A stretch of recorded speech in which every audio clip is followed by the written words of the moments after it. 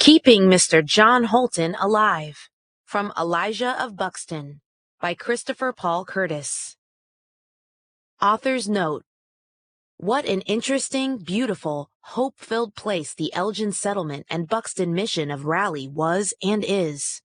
Founded in 1849 by a white Presbyterian minister named Reverend William King, the settlement was first shared by Reverend King, 15 slaves whom he had inherited through his wife, and 6 escaped slaves who awaited them. Reverend King felt there was nowhere in the United States that these African American slaves could truly know liberty. So he purchased a 3-mile by 6-mile plot of land in southern Ontario on which he and the freed slaves could live.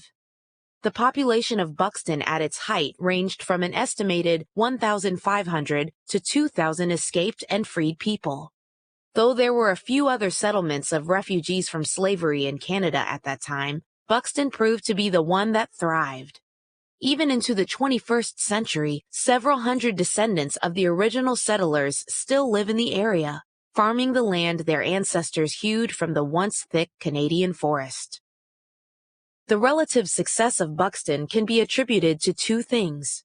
First is the will, determination, courage, and sheer appreciation of freedom that steeled the spines of the newly freed, largely African American residents. In the face of great opposition by some Canadians, they fought and worked hard to maintain the promise of the North Star. They took themselves from the horrors of Southern American slavery into the land of the free, Canada. Every day they awoke was filled with hardship. Every day they awoke was filled with the joy of freedom. In Legacy to Buxton, a detailed history of the settlement, author A.C. Robbins cites a Paul Laurence Dunbar poem to describe these brave people, and I can't think of a more fitting tribute.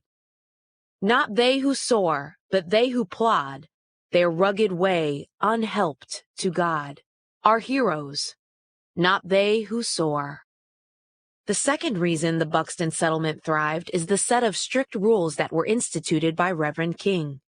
People who chose to live within the settlement's boundaries were required to purchase, with the assistance of very low interest loans, a minimum of 50 acres of land which they had to clear and drain. Their homes had to be a certain size with a minimum of 4 rooms and were set 33 feet from the road.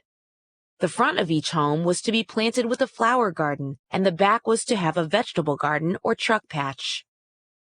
Economically, Buxton was fiercely and deliberately self-sufficient and eventually had its own sawmill, potash mill, brickyard, post office, hotel, and school.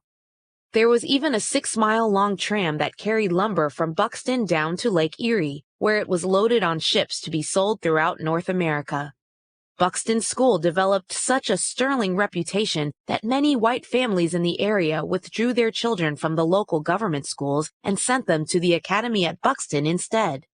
Many Native Canadian children also were educated at the school. Keeping Mr. John Holton Alive, from Elijah of Buxton, by Christopher Paul Curtis. A few days later, after supper, one of Mrs. May's twins came banging on the door. I answered. "Evening, Eli." "Evening, Eb." "Mr. Leroy told me to come here and tell you not to go direct to Mrs. Holton's land tonight." This was peculiar. I was supposed to help him again. "Did he say how come?" Eb said, You know Mr. Leroy. He never has much of anything to say. All he said was to tell you to come by the sawmill first." "Thank you, Eb. Tell your ma and pa I asked about 'em." When I got to the sawmill, Mr. Leroy and Mr. Polite were sitting next to a fresh-cut hunk of wood 'bout 4 foot long and 1 foot wide. Mr. Polite said, "Here he be. Evening, Eli." "Evening, Mr. Polite. Evening, Mr. Leroy." Mr. Leroy said, "Evening, Elijah. I wants you to look over this here writing 'fore I starts carving it. Mrs. Holton wanted to go over her door, and I ain't carvin' nothin' for no one 'less somebody what reads tell me it makes sense. Folks ax you to carve something, then when you do it like they want and someone reads it to 'em and it ain't nothin' but jibber-jabber, they say they ain't gon' pay and I done waste all that time. So see if this here's sensical." I could tell Mr. Leroy was mighty worked up 'bout this. That was a whole month's worth of talking for him. He handed me a piece of paper that had rough writing and lots of crossouts on it. I read, "These words is done so no one won't never forget the loving memory of my husband, John Holton, what got whipped to death and killed on May the 7th, 1859, just 'cause he want to see what his family look like if they free. He be resting calm knowing his family done got through. The body won't never endure, but something inside all of us be so strong it always be flying." I said to Mr. Leroy, "Sir, some of these things do need to get changed. How long you gonna let me ponder on this afore I gotta tell you?" Mr. Polite said, "Ponder? Seemed to me if you was really some good at reading and writing, you wouldn't need no time to ponder nothing. Just change it up, 'cause it ain't ringing right to my ear." He turned to Mr. Leroy. "I told you, Leroy, we should have got that little Collins gal. That's one bright child there. This boy ain't too far from being daft." Mr. Leroy said, "Hold on, Henry. The boy say he needs some time. I'ma let him take his time. Mrs. Holton already suffered a lot. She don't need to be suffering no more 'cause of some jibber-jabber what's carved over her door."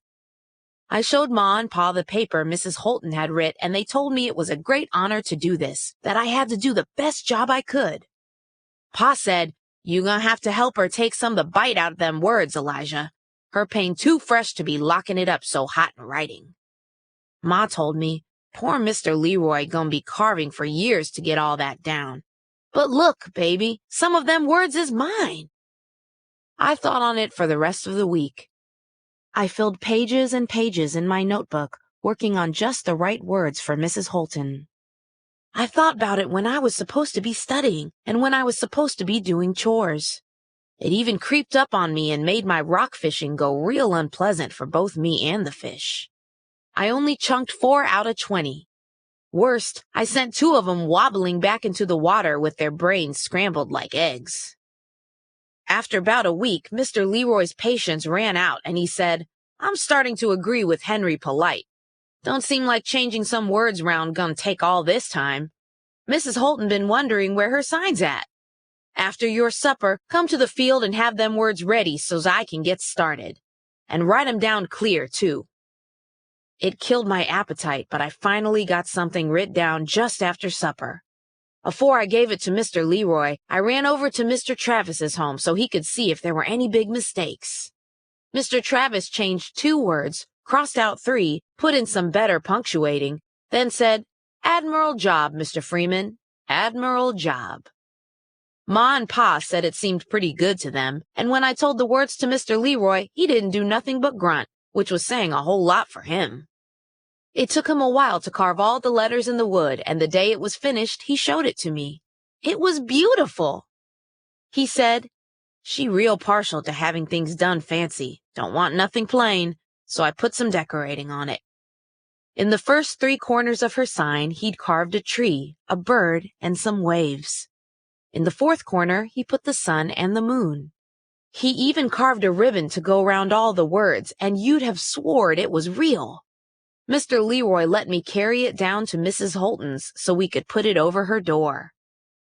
Soon's he drove the first nail into the wood over her door, Mrs. Holton came out to see what the commotion was. "Good afternoon, Leroy." "Good afternoon, Elijah." Me and Mr. Leroy both said, "Afternoon, ma'am." Mr. Leroy told her, "I sorry, Sister Emmeline, I had the boy change them words round some. It was too long afore." She stepped outside, looked back up at the sign, and said, "Oh? What'd it say now?" I read it to her, and she smiled and said, "That's just what I wanted it to say, Elijah. Thank you kindly. And thank you kindly, Mr. Leroy, for doing such a good job. I like the way you put them things in the corners, make it look important." Pardon me for a minute. Mrs. Holton went back inside her home. I figured she was getting some money to pay Mr. Leroy, but when she came back, she was holding on to a fancy carved box. She reached into the front of her apron and gave me a whole nickel.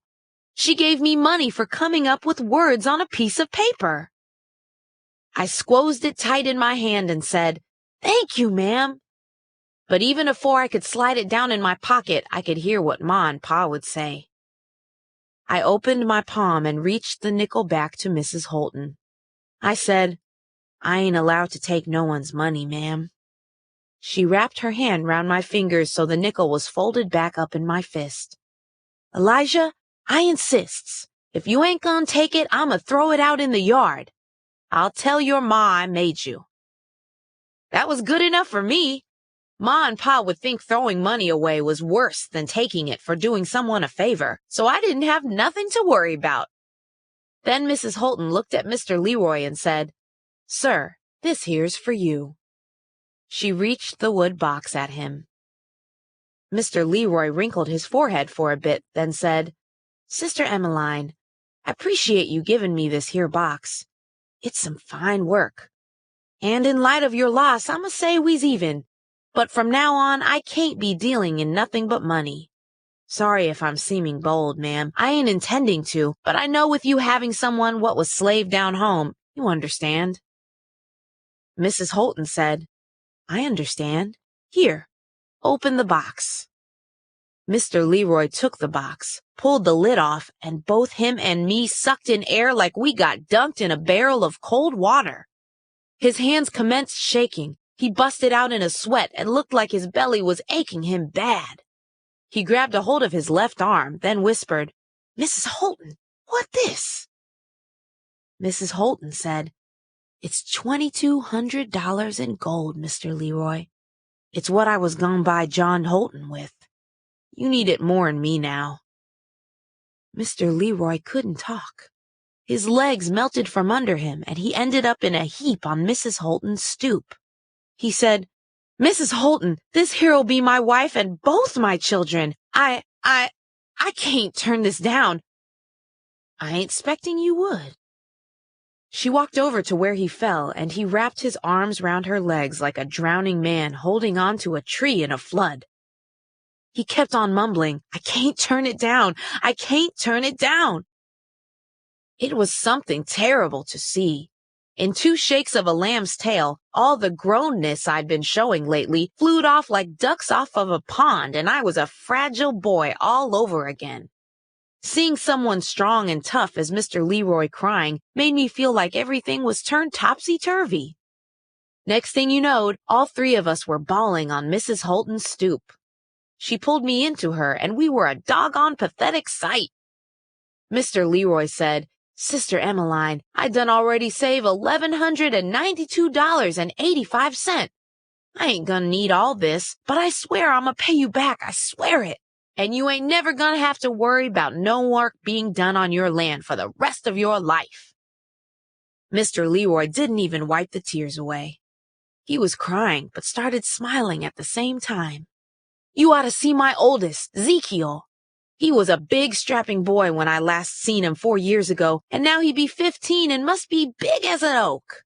Me and him both gonna be at your beck and call, ma'am. I swear it. We gonna pay back every cent. Thank you. Thank you. Mrs. Holton said, Mr. Leroy, I ain't got no doubt you gonna pay me back, but hearing that Liberty Bell toll when your wife and babies walk into Buxton gonna be near payment enough itself. She sniffed into the kerchief she was holding and said, Elijah, read what them words is to me one more time. I'd toil on 'em so long, I didn't even have to look at the sign above Mrs. Holton's door. I swallowed down some of the looseness in my nose and said what was on the sign. For the love of my husband, John Holton, who passed on May 7th, 1859, but still lives. The body is not made to endure. There's something inside so strong it flies forever. She said, That's it, Elijah. Son, you done told the truth. I think all 3 of us figured the other 2 weren't gonna quit bawling till we busted up one from the other. Mrs. Holton was the first to untangle herself from the crying party when her 2 children saw what was going on and commenced bawling too. She kissed me and Mr. Leroy on our heads, then closed her door kind of gentle. I was next to leave. It was getting late, and I didn't want no trouble from Ma, so I left Mr. Leroy sitting on one of the steps with his face pressed down on that box. I ran all the way home to tell Ma and Pa the good news.